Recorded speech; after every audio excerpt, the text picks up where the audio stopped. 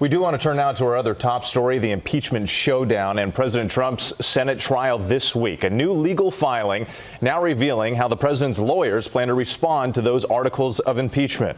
ABC's David Wright has the details from West Palm Beach, Florida. David, good morning. Good morning, Whit. The president may be spending a quiet weekend here in Florida, but back in Washington, the lawyers are working overtime on both sides. House impeachment managers have filed their brief, essentially laying out their case, and the president's lawyers have filed their first formal response to the charges. Until now, President Trump has made no secret what he thinks of the impeachment process. They call it the impeachment hoax. The impeachment hoax. It's a hoax. The White House has offered little guidance how it'll respond to the substance. Mystery solved. This weekend, Trump's legal team fired off this 6-page letter under the heading Answer of President Donald J. Trump, insisting the president did absolutely nothing wrong and calling the Democrats' articles of impeachment constitutionally invalid on their face. Quote, they failed to allege any crime or violation of law whatsoever, let alone high crimes and misdemeanors. The letter also takes issue with the General Accounting Office's determination that the withholding of hundreds of millions of dollars in congressionally approved military aid to Ukraine was illegal. Trump's lawyers described the effort to remove him from office as dangerous. I think it would create a terrible, terrible precedent for future presidents if we were to weaponize the impeachment provisions. House managers take issue with what they call the astounding claim that pressuring Ukraine to interfere in our election is the president's way of fighting corruption. It is not, they insist. Rather, it is corruption itself, naked, unapologetic, and insidious. President Trump thus warrants impeachment and trial, removal from office, and disqualification to hold and enjoy any office of honor, trust, or profit under the United States. President Trump doesn't even plan to be in the country when the Senate trial begins. He's headed to the World Economic Forum in Davos, Switzerland.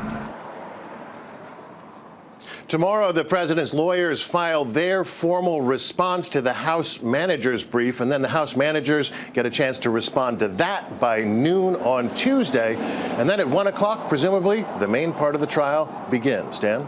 David Wright reporting in from Florida. David, thank you. Let's bring in ABC's chief anchor, George Stephanopoulos, who will be hosting this week later this morning. George, good morning to you. So one of the big unanswered questions heading into the trial is, will there be witnesses? Where does that stand right now? It's about the biggest unanswered question right now. We don't know is the easy answer. We know there's going to be a vote on whether or not to have witnesses at some point in the trial, and we know the Democrats are going to try to force one right at the start on Tuesday in a fight over the rules. So far, it takes 51 votes to have witnesses. So far, at least four Republicans have said they're open to it. If all of them actually voted for witnesses, then indeed you would have them. Who would be called, when they would be called, whether both sides would call witnesses, still wide open. And we just don't know if after these first couple of weeks of arguments, those senators will actually pull the trigger and say, yes, we need witnesses, or they can, in the alternative, say, we've heard enough. And in some cases, with John Bolton, for example, if he's called, we don't even know what he would say.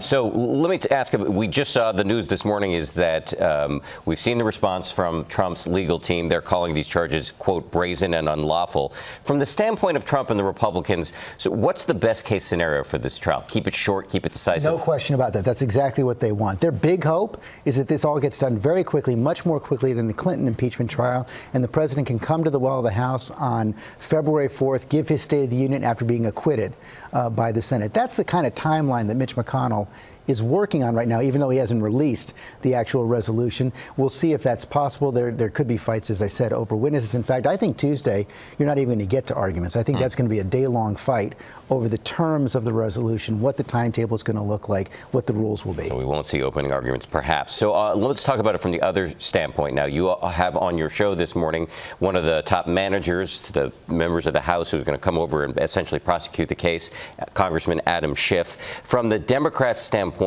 given that the outcome is likely predetermined, it's likely that they don't have the votes to convict and remove, what would be a win?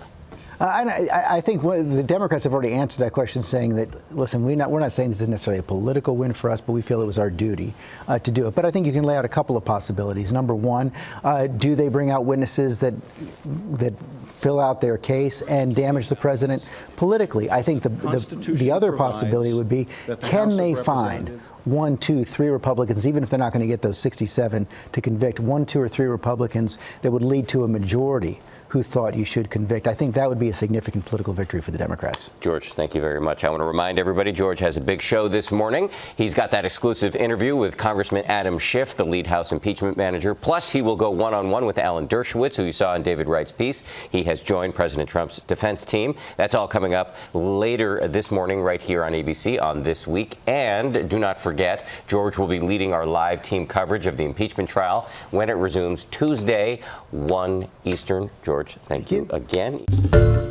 Hi, everyone. George Stephanopoulos here. Thanks for checking out the ABC News YouTube channel. If you'd like to get more videos, show highlights, and watch live event coverage, click on the right over here to subscribe to our channel. And don't forget to download the ABC News app for breaking news alerts. Thanks for watching.